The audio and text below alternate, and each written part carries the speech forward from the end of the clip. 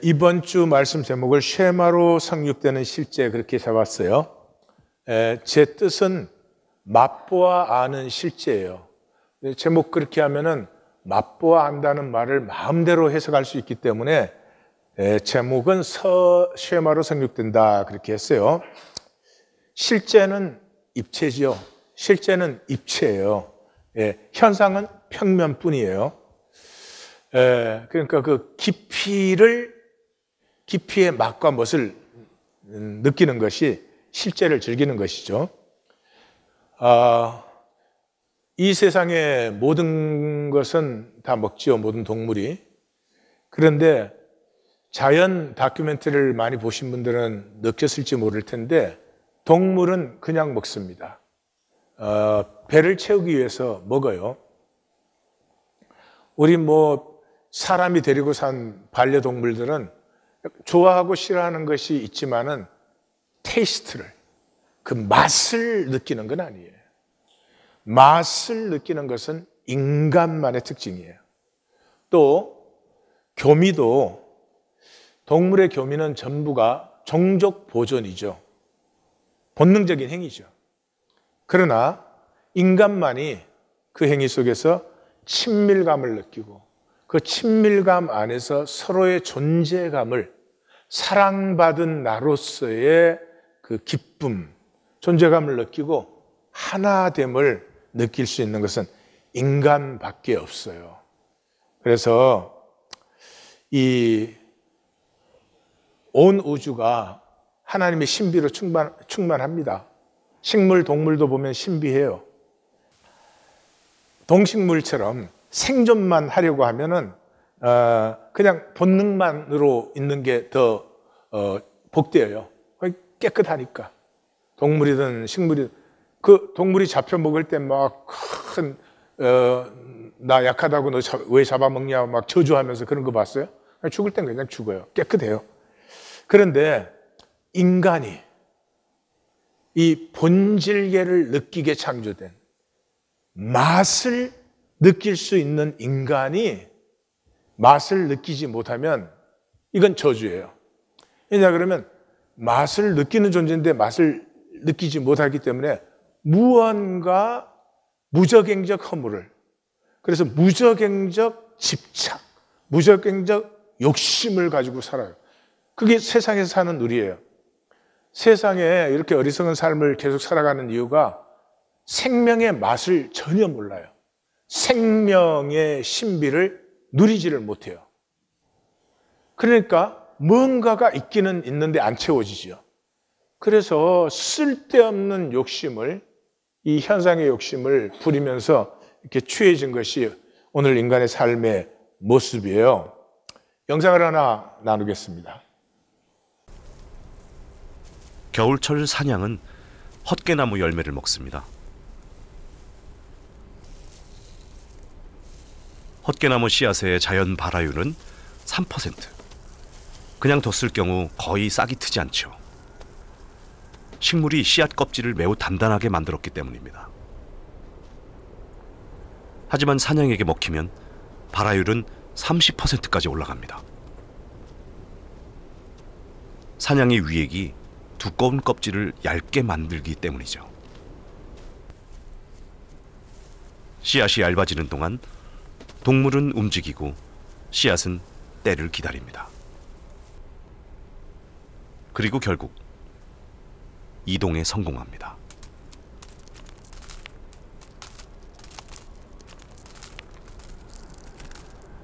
씨앗은 어미 식물 곁을 떠나야 경쟁을 피해 살아남습니다. 그래서 이동한 뒤에야 싹이 틀 수 있도록 타이머를 만들어 둔 것이죠.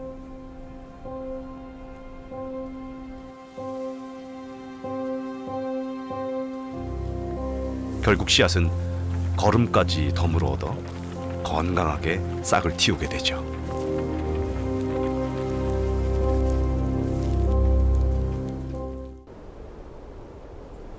이 섬엔 약 150여 종의 무화과 나무가 자랍니다.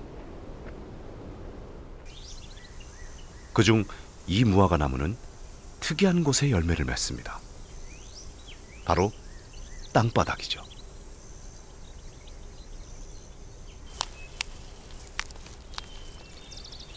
식물은 씨앗을 퍼뜨리는 동물을 정해놓습니다. 그래서 그 습성에 맞는 전략을 세워 먹히려는 것이죠.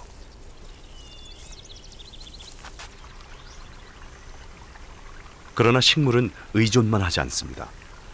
스스로 씨앗을 퍼뜨리기도 하죠. 이 식물의 이름은 물가에 산다고 해서 붙여졌습니다.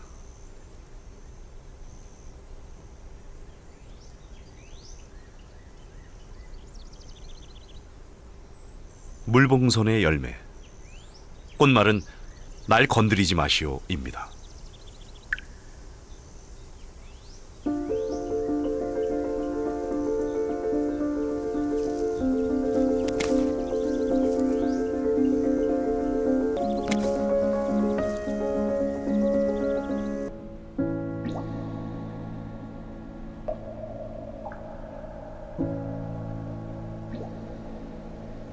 물봉선 씨앗은 스스로 폭발해 물로 뛰어듭니다.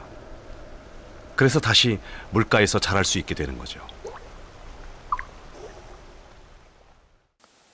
우리가 이렇게 저기 풀이 있다, 뭐 꽃이 있다 이렇게 하고 우리가 안다 그렇게 생각을 하지요.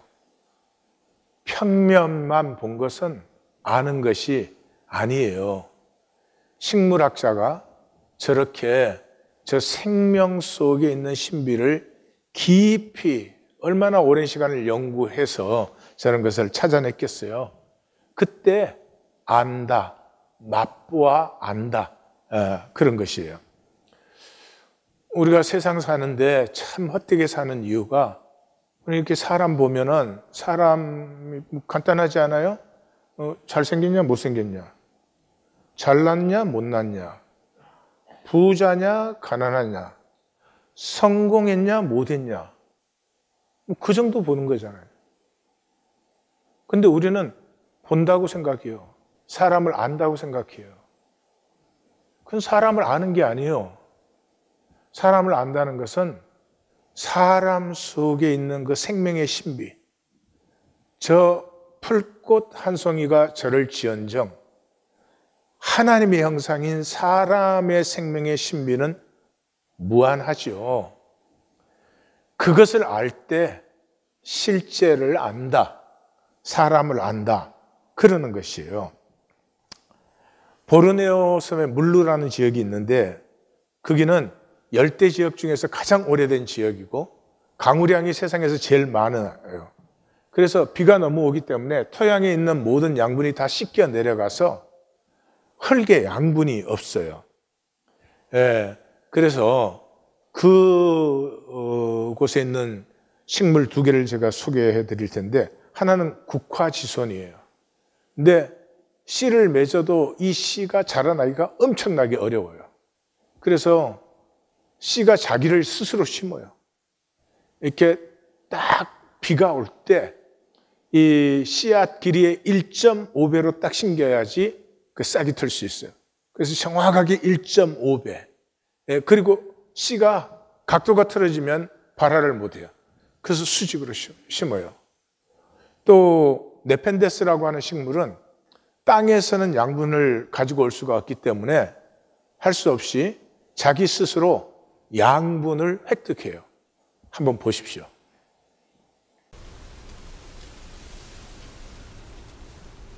이 창같이 생긴 씨방자루의 역할은 무엇일까요?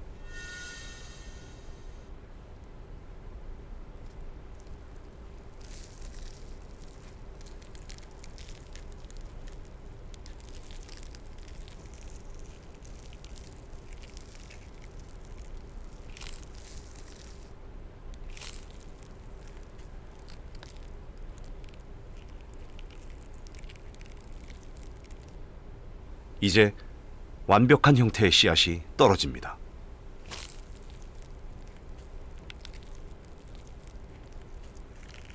이 씨앗은 왜 스프링 같은 꼬리를 가지고 있을까요?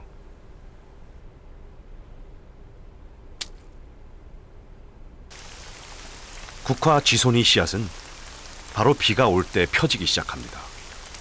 파고들기 쉽고 발화하기 좋은 때라는 것을 아는 거죠.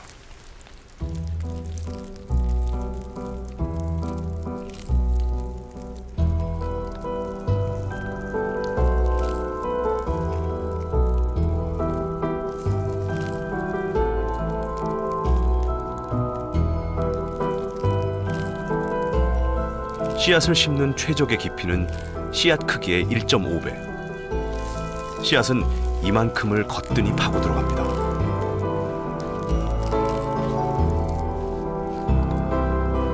더 놀라운 것은 굴착 각도를 수직으로 만든다는 점입니다. 말리지 않은 꼬리 부분이 그 역할을 하죠.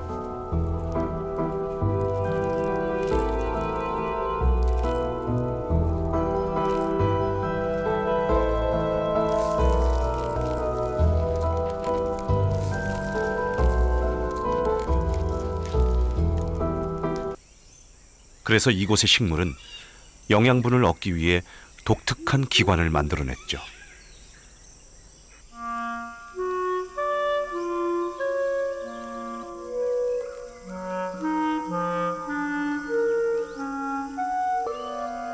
처음부터 이 줄기는 무언가를 붙잡으려 합니다.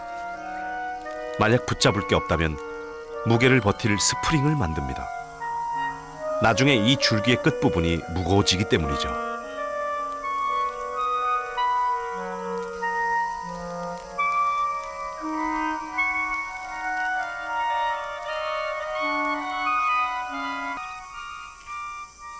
네펜데스 종류는 이 통을 다양하게 변화시켜 부족한 영양분을 얻습니다.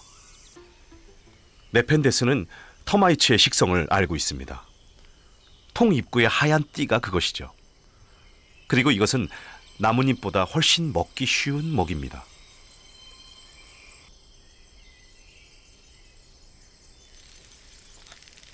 밤에 활동하는 터마이츠. 터마이츠는 전진만 하려고 합니다. 선두에 문제가 생겼지만 비상사태를 후미에 알려줄 터마이츠는 계속 통 속으로 사라집니다.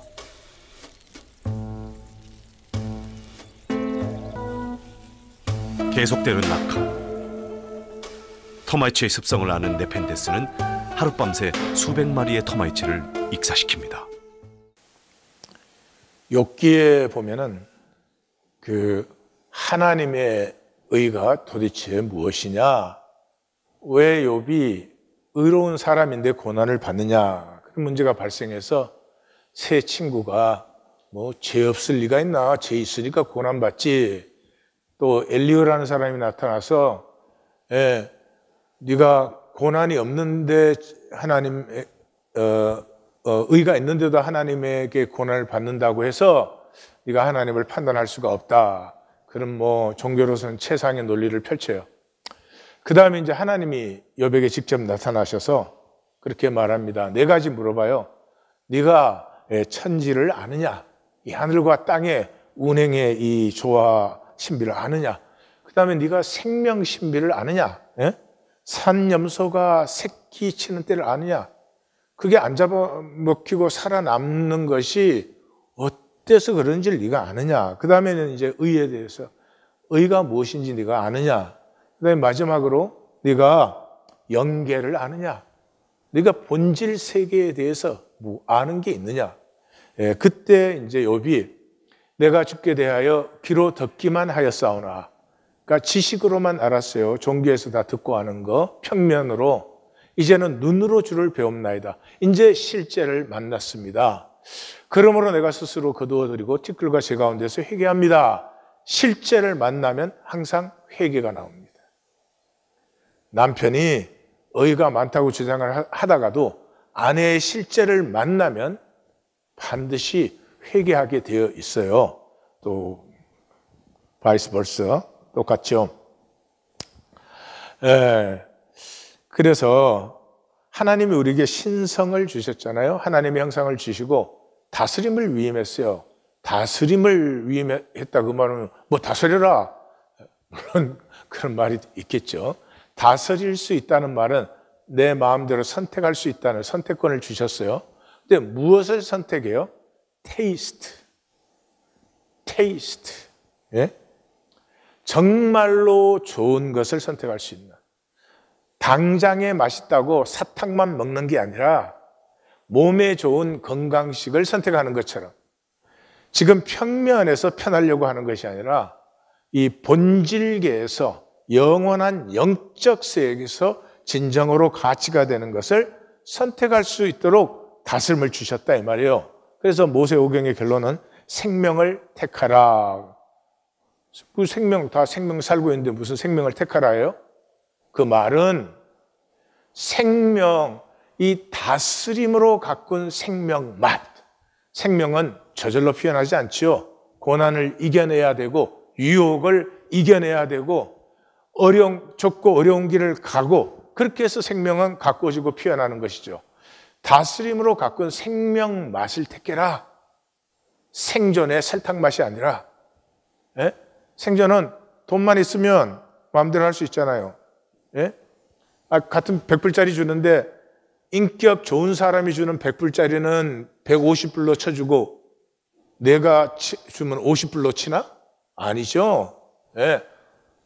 내 인격 가꾸지 않아도 내 삶의 진실 가꾸지 않아도 돈은 마음대로 쓰는 거예요. 참 편하고 좋지 뭐. 설탕 맛이지. 그런 짓 하지 말아라. 그런 거죠. 지난주 말씀은 만나셨다면 부딪히셨을 거예요. 나 왜 살지? 진짜 나 왜 사나 부딪혔을 거예요. 부딪히지 못한 분들은 뭐 가슴에 뭔가 찡한 건 있었지만 한 주일을 똑같이 살고는 다시 마당 밟으러 오셨겠죠. 예, 지난주 말씀 뭐예요? 겉의 구분은 완전히 폐지되었다. 우리 세상이 뭘로 되어 있어요? 겉의 구분으로 되어 있죠. 예? 어떤 집에 사느냐, 어떤 차를 타느냐, 어떤 옷을 입느냐, 어떤 직장을 가졌느냐, 뭐 어떤 지역에 사느냐, 심지어 뭐 등등등등등. 그 구분이 필요 없다는 것이 아니지만 절대화되었던 그 구분이 사람이 뭐냐 하는 것이 얼마나 성공했냐, 돈 있냐, 힘 있냐, 잘났냐 이런 걸로 보던 것은 완전히 끝났어. 무엇이 중요해? 본질이 중요해. 인간에게서 진정한 가치는 너와 나의 가슴에 무엇이 통하고 있느냐 하는 것이야. 예, 천지개벽된 것이죠. 현상의 삶이라는 게 평생 조건과 상황을 위해서 살잖아요. 조건과 상황 만드는 거 아니에요? 예? 어떻게 하든 뭐 자식이라도 더 좋은 학교 보내고 뭐 더 좋은 직장 갖게 하고 그게 전부잖아요. 근데 그게 인간의 전부는 물론 아니죠. 인간에게서 중요한 것은 그 인간 속에 담겨 있는 인격이죠. 자식을 하버드 보내는 데만 신경을 쓰는 게 아니라 하버드를 가는 그 내 자녀가 어떤 인격의 사람이냐가 더 중요한 거잖아요. 근데 그렇지 않다 이 말이에요. 왜요? 영이 죽어 있기 때문에. 영이 죽은 사람은 평면뿐이에요. 그래서 본질을 느끼지를 못해요. 그래서 사람 보면 사람 안 보인다니까요. 돈이 보여요. 저 사람 뭐 얼마나 잘난 사람이냐, 성공한 사람이냐, 힘 있는 사람, 그게 보이지 그 사람 속에 사람이 안 보여요. 이 실제를 느낄 때 경외심이 생기는 거거든요. 성경의 비밀은 아주 간단해요. 하나님 왜 현상의 삶을 우리에게 주셨느냐? 예, 육체로 이 땅을 살게 하셨느냐? 예, 이 육체로 사는 동안이 하나님이 하나님의 생명 씨앗, 하나님의 형상을 내 안에 주시고 이것을 피우면은 내게서 영원한 생명이 피어난다. 이 생명이 내가 가꾸고 피워야 내 생명, 내 유업이 되는 거잖아요. 하나님이 로봇으로 딱 그렇게 살도록 만들어서 해줬으면 그게 나에게 무슨 의미가 되겠어요? 예. 다시 말해서 현상을 사는데 현상의 삶에서 현상 구분을 위해서 너보다 내 잘나기 위해서 너보다 내가 부자기 위해서 너보다 내가 뭐 성공하기 위해서 그것도 다 필요한 것이에요. 그러나 그건 본질은 아니에요. 본질은 뭐예요? 그 삶 속에서 나의 존재의 깊이를 이 하나님의 생명이니 하나님의 무한 신비가 들어있는데 그 신비가 가꾸어서 피어나는 맛, 그것을 성찰할 수 있는 것. 마치 본질 실제 이런 말을 하니까 추상적으로 들릴 수도 있겠는데 여기 이제 사발이 하나 있어요. 고려 청자도 하나 있어요. 임금님이 앉으시는 옥좌도 여기에 있어요. 굉장히 다르죠, 그죠? 다른 것만 보는 사람은 그 사람은 현상의 사람, 평면이요. 근데 이 세 가지가 다른데 전부 다 흙에서 온 거죠. 예, 그것까지 볼 수 있는 사람은 현상 그 표면의 밑은 볼 수 있는 사람이에요. 그죠? 다 흙에서 온 것이에요. 그래서 우리 인간이 뭐가 더 가치 있다, 더 비싸다 이렇게 한 것이지만 결국 본질로 돌아가면 다 똑같은 것이에요. 근데 거기서 한 걸음 더 나가면 우리도 흙에서 왔잖아요. 우리도 흙에서 왔잖아요. 그러니까 뭐 내가 나를 잘나게 만들었다, 그거 좀 웃기는 얘기고, 나는 지금 나로 존재하는 것이고, 저 뚝배기는 뚝배기로 존재하는 것이고, 저 고려청자는 고려청자로 존재하는 것이고, 사실은 하나님 안에 다 하나일 뿐이요, 각각의 다른 자리에 있을 때 우리가 얼마나 이 진정한 교통을 누리느냐 하는 사람이 평면을 넘어 그 실제를 누리는 삶이다 이 말이죠. 이번 주 말씀은 말이 안 돼요. 아니 이걸 믿으란 말이야? 그런 반응이 나오셨다면 아주 잘 읽으신 거예요. 이번 주 말씀은 한마디로 요약하면 의인들에게 이 의인으로 사는 게 좀 괴로워. 근데 걱정하지 마. 죽으면 괜찮아. 그게 이번 주 본문이에요. 특별히 이 귀한 자들은 그 얼마나 정말 귀한을 했어요. 그 사람들이 또 그 귀한 공동체에서는 또 소수잖아요. 그래서 어려움을 받는데 하나님이 좀 위로 좀 해주고, 야, 뒷뜰에 나가봐라. 불고기가 준비되어 있다. 뭐 이런 말씀을 해도 지금 모자랄 판인데, 야, 괜찮아. 죽으면 되니까. 여러분 이런 말씀 받고 싶으세요? 네. 그럼 들어가 봅시다. 본문은 종말적 승리를 얘기해요. 십자가의 승리죠. 네. 이 상황은 지금 페르시아 내부가 굉장히 혼란스러운 것 같아요. 왜냐 그러면 유다가 지금 약하게 보이니까 주변국들이 잡아먹으려고 해요. 근데 총독 권세가 강하고 왕의 권세가 강하면 주변 국가들이 감히 이거 생각이나 할 수 있어요? 큰일 날 일이죠. 근데 이것들이 이제는 노골적으로 잡아먹자 그러고 달려들어요. 그러니까 이게 분명히 3번의 그리스와의 전쟁에서 패배한 후, 그러니까 아수로 때인 것 같아요. 애굽은 이 지리상 이 점령이 안 되는 지역이에요, 사실. 그래서 점령해놔도 결국은 다시 애굽으로 돌아가. 그래서 애굽은 항상 정복당했을 때마다 반역이 잘 일어나는데, 이 페르시아 제국에서 최고의 반역을 한 데가 애굽이고, 그 다음에 세금 거두기가 어려워졌어요. 그러니까 혼란스러운 거죠. 그 다음에 이제 왕위 쟁탈전. 페르시아는 이제 굉장히 민주정, 고레스 이후에 민주적으로 함께 의논하고 살아간다, 이걸 강조했잖아요. 그래서 왕이 죽으면 그냥 왕의 큰아들이 되는 것, 그게 당연한 게 아니고 제국의 다음 지도자는 누가 되어야 할 것인지를 같이 의논을 해요. 그러니까 이 왕위 쟁탈전은 아주 페르시아의 고질적인 병 중에 하나였어요. 그래서 이 왕위 쟁탈전의 어려움 때문에 혼란스러운 모습이 그냥 그대로 보이죠. 그러니까 다리우스는 이 492년에 마라톤 전투에서 패배했고, 아하수에로는 480년 살라미스와 479년 플라타이아 전투에서 3번 다 지는 바람에 이 페르시아는 지금 어려운 지경입니다. 그러면 이긴 아테네는 아테네 잘 되지 않았어요. 아테네 역시 페르시아를 이겼으니까 지네들이 이긴 게 아니거든. 지네들이 이길 수 있는 전쟁이 아니에요. 자료들 자세히 살펴보시면. 근데 자기들이 이긴 줄 알고 오만하고 행포에 부리고 하니까 스파르타가 못 견뎌가지고 펠로폰네스 그 반도 동맹을 맺었어요. 그래가지고 펠로폰네스 동맹과 아테네가 붙는데, 근데 하나님의 역사라는 게 딱 나타나요.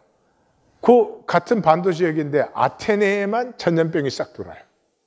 뿐만 아니라 굉장히 정치적인 혼란이 임해요. 그래서 스파르타가 승리하고 아테네는 굉장히 어려움을 당하게 돼요. 그러니까 하나님을 아는 것이 복이에요. 자, 이런 상황 속에서 9절에서 12절은 유다 독립을 질시하는 악한 주변국들. 쟤들 없었을 때는 우리가 편했는데 저것들이 돌아와가지고 뭐 나라를 세운다고 하고 그러더니 뭐 아니 저것들이 가만 보니까 총독하고도 가깝고 아니 뭐 황제하고 직접 통해 이게 보통 보기 싫은 게 아니죠. 그런데 세력이 약해지고 제국의 세력도 약해지고 얘들은 뭐 큰소리 치더니 성벽 하나도 못 쌓아놓고 신전이라고는 조그마한 건 하나 세워놓고 그러니까 지금 우리의 찬스다 그러는 거죠. 9절 들의 모든 짐승들아 숲의 모든 짐승들아 와서 먹으라. 예, 보니까 비교가 안 되는 둘째 성전은 아주 작잖아요. 그러니까 먹는 자가 임자. 옛날에는 다 그랬어요. 신전의 크기가 그 나라의 국력이에요.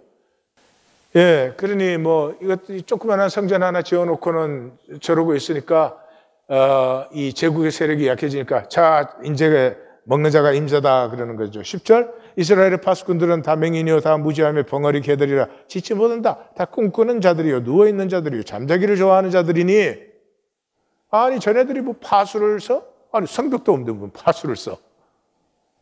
저것들이 정말 꿈꾸는가? 뭐하는 자식들이야? 도대체 뭐 보여?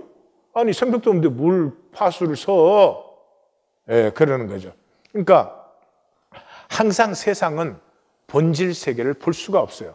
왜냐하면 하나님은 본질 세계, 입체 세계를 지금 만들어가고 있잖아요. 그런데 세상은 평면만 만들어가는 거거든요. 그러니까 이 본질 전체를 만들어 가려니까 천천히 흐르는 실로아의 물이에요. 그런데 종교인들은 항상 뭐 퀵픽스지, 퀵픽스.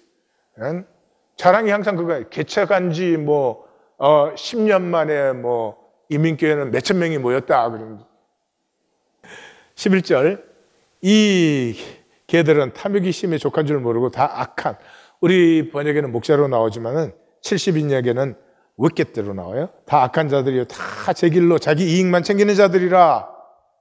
이 종교와 세상이 하는 일은 항상 똑같아요. 혼란을 틈타서 자기 이익을 챙기는 거예요. 다시 말해서 약함이 보이면 얼른 이익을 챙기는 거예요. 이게 정치요, 세상이요, 경제요, 종교죠. 그 길을 똑같이 가고 있어요. 왜? 본질이 안 보이니까. 평면밖에 안 보이니까. 예. 그래서 예수님은 이 땅에서의 천국론, 그러니까 교회론이요. 천국의 삶이 땅에서 이루어진다면 어떻게 살겠느냐. 그게 마태복음 18장이에요. 예수님의 교회론이에요. 그 시작을 어떻게 해요? 너희가 돌이켜 어린아이들과 같이 되지 아니하면 결단코 천국에 들어가지 못하리라. 누구든지 이 어린아이 같이 자기를 낮추는 사람이 천국에서 큰 자다. 그러니까 여기 어린아이라는 게 여러 가지가 있지만 어린아이의 아주 중심 특징은 하나가 울면 다른 애들이 같이 울어요. 식당에 가서 보면 애 하나 울면 다른 애들 같이 울어요. 애들은 심지어 싸우다가도 하나가 코피 터져서 울면 자기가 같이 운다고. 그러니까 예수님이 어린아이 같아야 된다고 하는 것은 모든 것 이전에 생명을 사는 사람들은 샘프티, 예? 가슴이 통해야 되는 것이에요. 지금은 부부가 샘프티가 없어요. 함께 느끼지를 못해요. 그런데 종교생활 세게 하면 그게 천국의 삶이 사라져? 아니 부부 사이에도 안 통하는데 종교를 세게 하면은 그게 천국의 삶이 사라지겠어요? 이런 엉터리 같은 일을 몇천 년을 계속하고 있는 거죠. 그래서 총 결론은 오라 내가 포도주를 가져오리라. 우리가 독주를 잔뜩 마시자. 내일도 오늘같이 크게 넘치리라. 자, 뭐 오늘 실컷 먹고 즐기자. 내일 가서 또 취하면 되니까. 이 성벽이 있나? 뭐 군사가 제대로 돼 있나? 그러니까 힘이 전부인 세상의 모습이야. 그러니까 다시 말해서 지금 이 두 번째 단락까지 선지자는 무슨 얘기를 했어요? 진정한 나라는 안식일을 거룩히 지킴으로 세워진다. 그 결론을 지난주 세 번째 단락 시작해서 꽝 때린 거 아니에요. 근데 세상은 안식일 지켜가지고 나라가 세워져?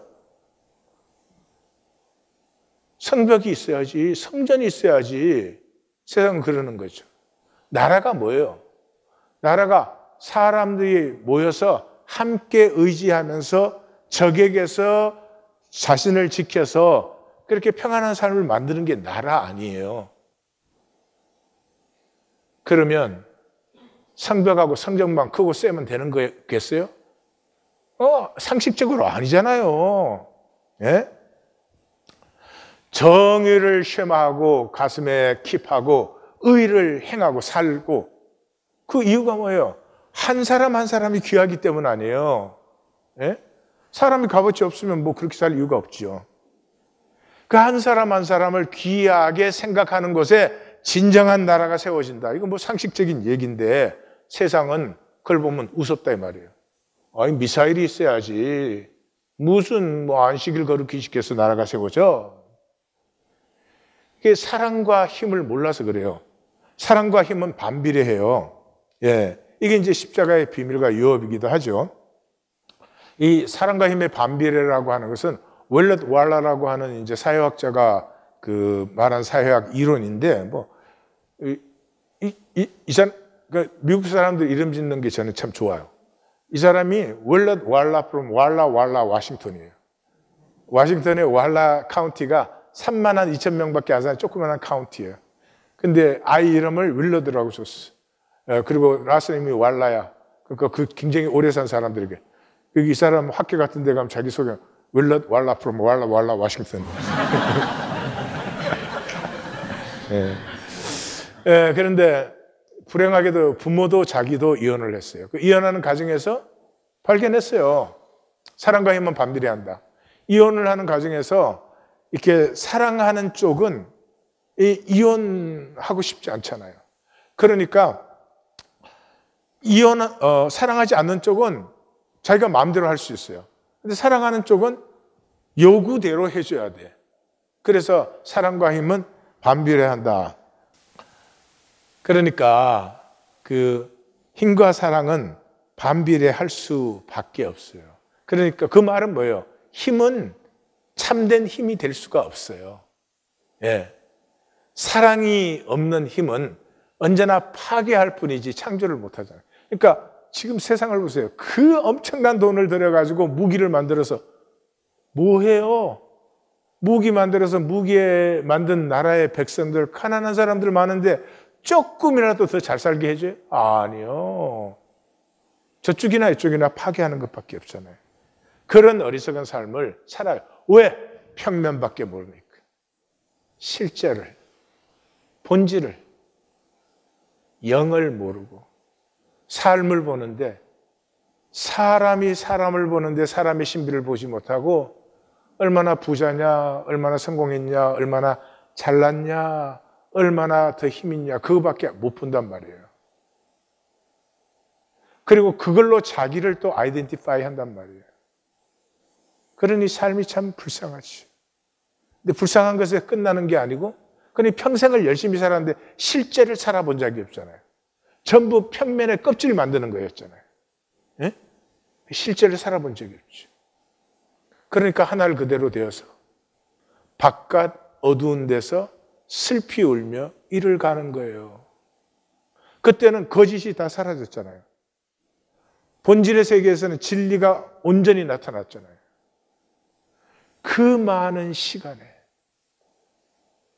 그 많은 말씀에 도전을 받고, 그 많은 하나님의 기회들이 있었잖아요. 그거 다 엉두르고 패해버렸어요. 단 한 가지를 위해서. 돈은 평면을 만들 수 있으니까. 이 얼마나 안타까운 일이에요. 그래서 지난주에 하나님이 천지개벽하는 말씀, 이제 현상의 구분은 끝이야. 이제 중요한 것은 이 본질, 너의 가슴과 내 가슴이 어떻게 통하고 있느냐, 그것이야.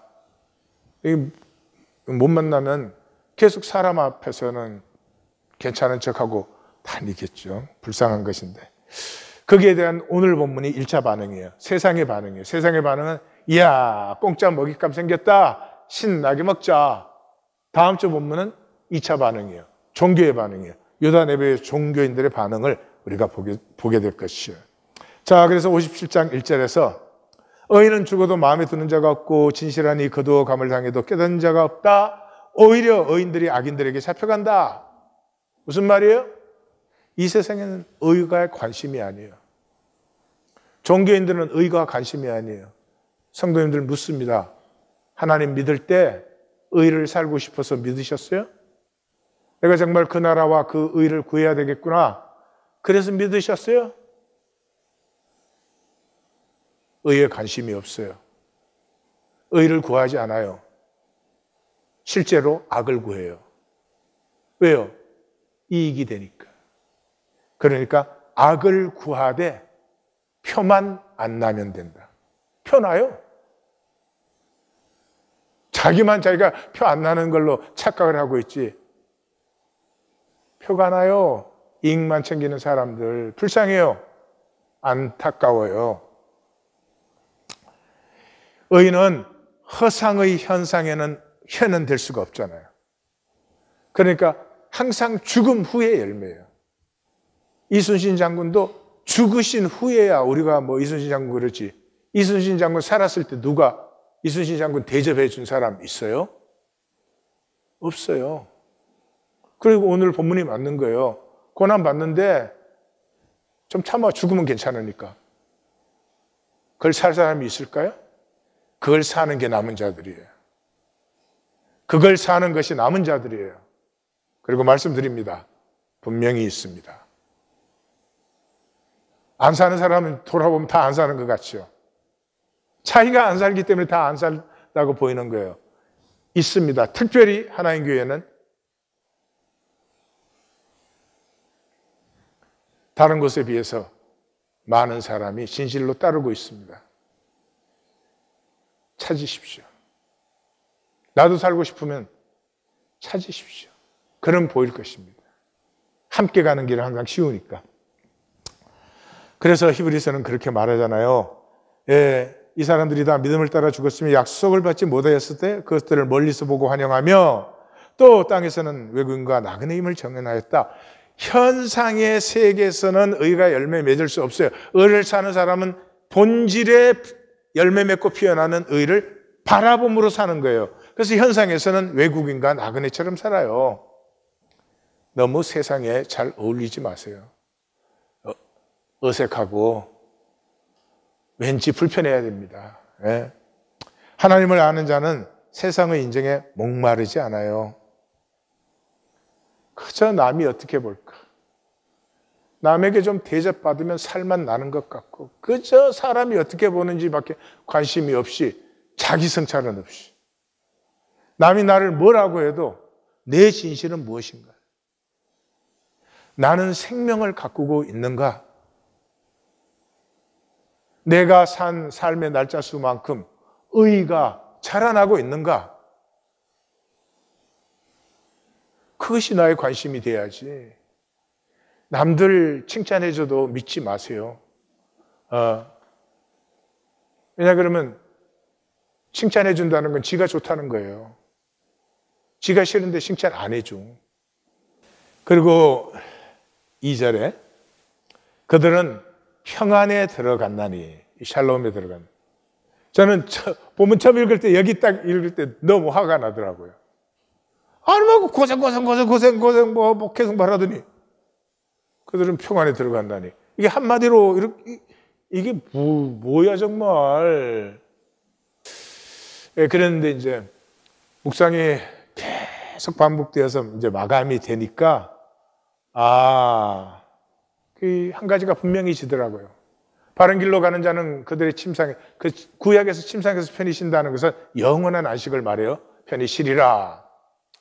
예, 이제 그렇게 반복돼서 깨달은 것이 뭐냐 그러면 본질은 사실 할 말이 없는 거더라고요. 현상은 말이 많아요. 논리가 복잡해요. 왜냐하면 현상은 평면은 요러면 요렇게 될 수가 있어. 근데 요렇게 된 게 또 요렇게 될 수가 있어. 뭐 그래갖고 말이 무지하게 복잡해. 하다 보면 지가 무슨 말 하는지 몰라. 왜 간증이 나오지 지금? 근데 실제는 그냥 이면 이다, 아니면 아니다. 그러니까 할 말이 별로 없어. 그러니까 이 본문밖에는 안 되더라고요. 그래 고난이 오지 뭐. 너희가 귀한의 의를 가지고 돌아왔는데 이 의를 지키려면 너희가 이제 받는 거는 고난밖에 없어. 근데 그게 세상이고, 예. 그래봐야 죽을 때까지야. 죽고 나면 괜찮아져. 이게 농담이 아니더라고요. 예? 본질 계복은 죽음 후에 누리는 것이고. 그러고 보니 이 세상에 사는 동안에 이 어려움과 고난을 당하는 것이 복이구나 하는 그것이 이제 열리면서 그때부터 감사함이 있고 정말 다시 한번 또 하나님이 새롭게 보이시더라고요. 히브리서는 이 사도 공동체의 간증이에요. 이 문학 작품이 아니고 거기에 있었던 일들을 기록하는 거예요. 근데 이렇게 말합니다. 또 어떤 이들은 조롱과 채찍질뿐 아니라 결박과 옥에 갇히는 시련도 받았으며 돌로 치는 것과 톱으로 켜는 것과 시험과 칼로 죽임을 당하고 양과 염소의 가죽을 입고 유리하고 궁핍과 한난과 학대를 받았으니 이 사람들은 다 믿음으로 말미암아 증거를 받았으나 약속된 것을 받지 못하였다. 다시 말해서 약속이 현상에서 이루어지면 가짜예요. 절대로 이루어질 수가 없죠. 약속을 품고 살아가지만 그 약속이 완전히 실제화되는 건 본질계, 실제 세계에서 그렇게 되는 것이죠. 이는 하나님이 우리를 위하여 더 좋은 것을 예비하신, 현상 세계에서 만날 수 있는 그런 것이 아닌 더 좋은 것을 예비하셨은즉 우리가 아니면 그들로 온전함을 이루지 못하게 하셨습니다. 성도님들, 하나님은 한 세계를 창조하셨어요. 하나님 두 세계 창조한 게 아니에요. 우리에게는 두 세계가 있죠. 죽음 전이 있고 죽은 후가 있어요. 그건 웃기는 거예요. 내 죽음이라는 거는 아무것도 중요한 게 아니에요. 다 죽어요. 그런데 우리는 죽음이 중요해가지고 죽음 전, 죽음 후 이렇게 나눠요. 그래서 종교는 어떻게 써요? 죽음 전에는 고생도 하고 힘들지만 죽은 후에는 다 괜찮아져. 그 말에는 중요한 거짓이 들어있어요. 그러면 내 삶은 똑같은데 죽음 전에는 괜찮지 않았는데 죽으면 괜찮아져. 그래서 장례식 가면 세상과 종교는 그렇게 말해요. 아유, 좋은 데 가셨습니다. 이제는 평안히 쉬십시오. 그러면 세상에서 제일 거짓말쟁이는 예수님이에요. 예수님은 지옥이라는 단어를 직접 쓰신 유일한 분이에요. 쓰신 이유가 뭐예요? 예수님은 가르침이 많지 않아요. 가르칠 일이 아니니까. 너 무엇을 해도 어떻게 되어도 난 너희를 정죄하지 않는다. 단 한 가지. 절대로 지옥 가서는 안 된다. 마귀의 거짓을 따라서는 안 된다. 종교는 거짓 투성이. 거짓의 비극은 깨어지지 않는 데 있어요. 깨어져야 되는 순간까지도 얼마든지 거짓으로 부드럽게 넘어갈 수 있으니까. 기억하십시오. 지금 내가 살고 있어요. 이게 영원한 나예요. 이 짧은 현상의 세계에서 지금 산 내가 영원히 누리는 나예요.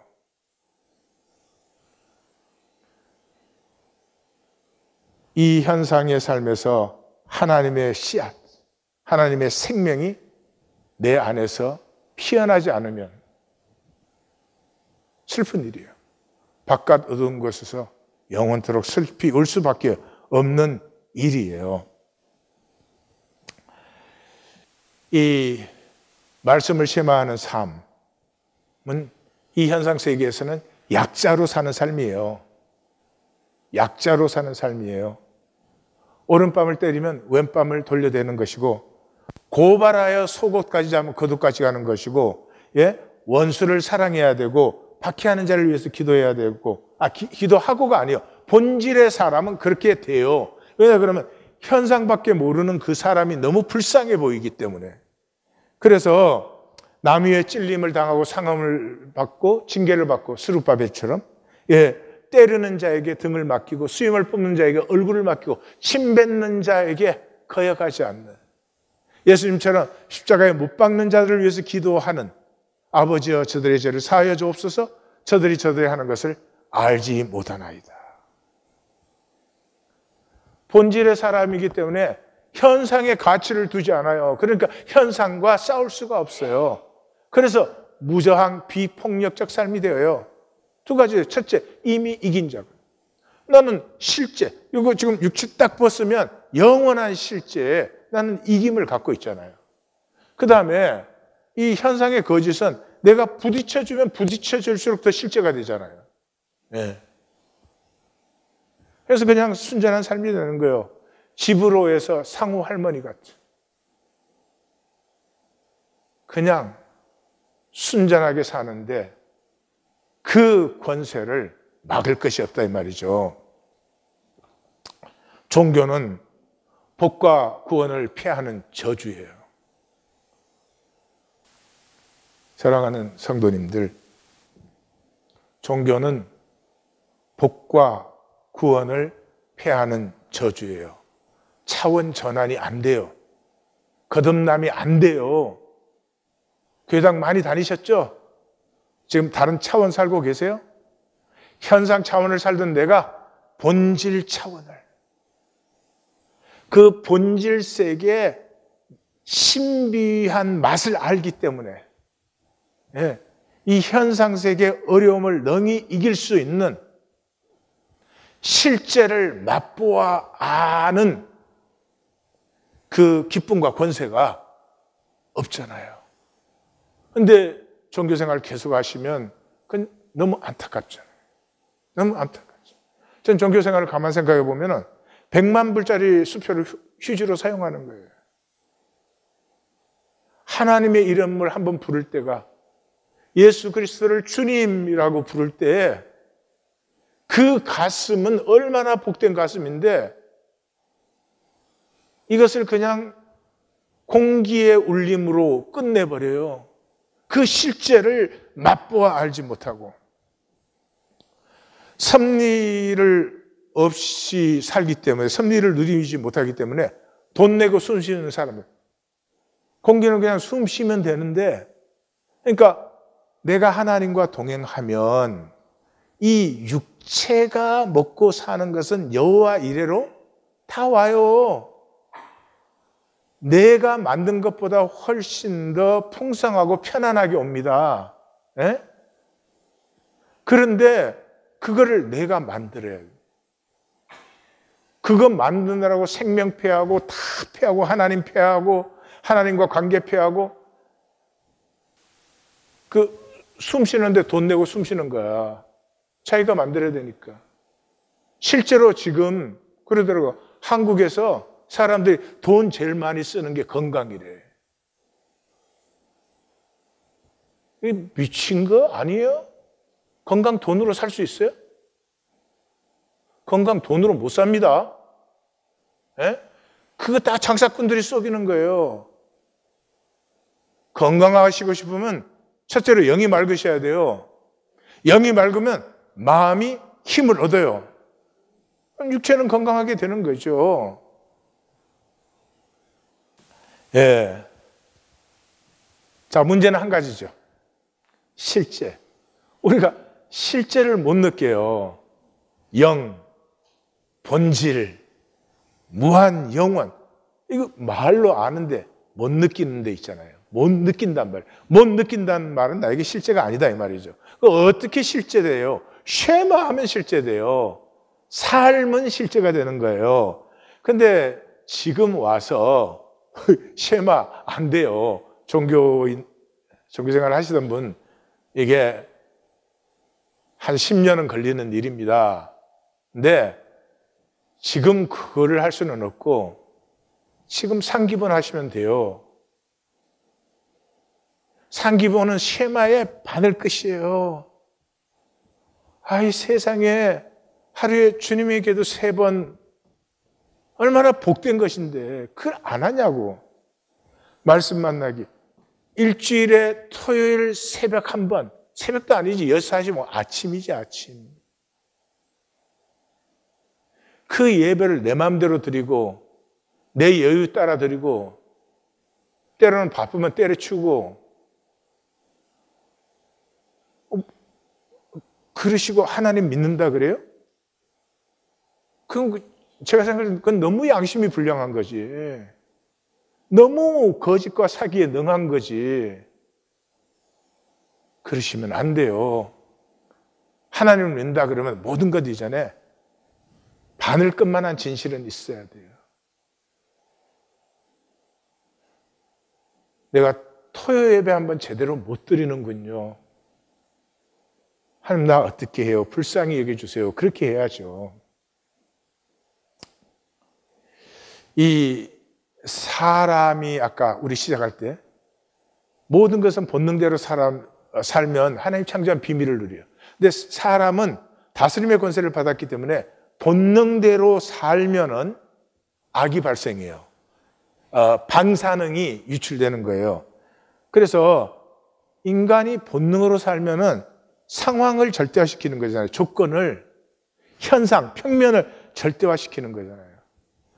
그래서 깊이가 없어진 인간에게는 심리적 불안과 신경성 질병이 나타날 수밖에 없어요. 평면은 땅 따먹기잖아요. 평면은 여기에 땅 따먹기잖아요. 네가 많이 따먹으면 내게 줄여야 되는 거잖아요. 이게 유치원 생활에서부터 들어가 있어요. 그걸로 평생을 사는데 어떻게 정신이 멀쩡해요? 사람은 그렇게 살게 되어 있지 않아요. 사람은 사랑받아야 되고요. 사람은 사랑할 대상이 또 있어야 되고요. 사람은 뭔가 자기 삶의 가치와 의미를 느끼고 무언가 내 삶 속에서 가치와 의미가 이루어지고 있는 것을 보아야 되지요. 땅 따먹기 위해서 이익만 챙겼다고 되는 일이 아니에요. 그래서 이 한국신문이에요. 지금 한인 가정에는 자녀들의 정신 문제가 최대 이슈. 여러분 여기만 읽으면 왜요? 부모들의 정신 상태가 전 목회에서 정상인 사람이 거의 없어요. 자녀가 자라면서 생명은 저렇게 아름다운 것이구나. 참 좋은 것이구나. 그리고 서로 사랑할 때 기운이 북돋워집니다. 네? 아이가 기죽고 우울할 때 치료받고 아무것도 안 하면 그거라도 해야 되겠지만은 부모에게서 어떤 그 자기 존재 가치를 사랑하고 기뻐해 주는 그런 것을 만나면 아이는 거기에서 회복이 되는 거지. 과학기술만 가지고 사람을 회복시키는 것 한계가 뚜렷하지 않아요? 현상의 삶을 한마디로 요약하면은 작아요. 이 현상의 삶은 우리를 다 좁쌀로 만들어놨어. 자기 이익 챙기느라고 너무 미쳐버린 것 같아요. 죄는 자금이에요. 죄는 자금이에요. 왜 작아져요? 단절되어 있으니까 작아지지요. 예? 의와 이익도 작으면 죄예요. 크면 의예요. 예, 이익을 챙기는데 내 이익만 챙기면 죄요. 인류의 이익을 챙기면 의예요. 그런 거 아니에요? 웅덩이는 가만히 있어도 썩어. 바다는 온 세상의 오물을 다 받아들이는데도 다 맑고 깨끗해요. 바리새인들은 안식일을 지키고 11조를 드렸어요. 눈물겨워요. 그래도 악해. 자기 위해서니까. 예수님은 안식일을 피하고 정결례를 범하고 자기가 하나님과 동등됨이라고 신성모독을 했어요. 그래도 의로워요. 인류를 위하셨기 때문에. 이거는 내가 작게 살자 크게 살자 이런 게 아니고요. 단절된 평면의 삶에서는 우리는 다 너무 작아요. 부부가 서로 품어주지 못할 정도로 작아요. 너무 안타까워요. 우리 자녀들이 어디에서 정신적인 평안을 얻겠어요? 그러면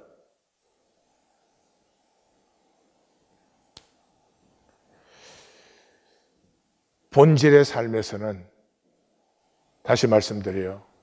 뚝배기를 봐도 고려 청자를 봐도 왕의 옥좌를 봐도 그거 다 다르고 귀한 것이죠. 그러나 또 다 흙에서 나온 것이. 그러고 보니 나도 흙에서 나왔지. 그러고 보니 우리가 하나 되어 통하는 삶보다 복된 삶이 어디에 있겠는가. 자유가 임하고 하나님이 내게 주신 생명이 장성하게 피어나는 안식을 누리시기를 주의 이름으로 축원합니다. 기도하십시다.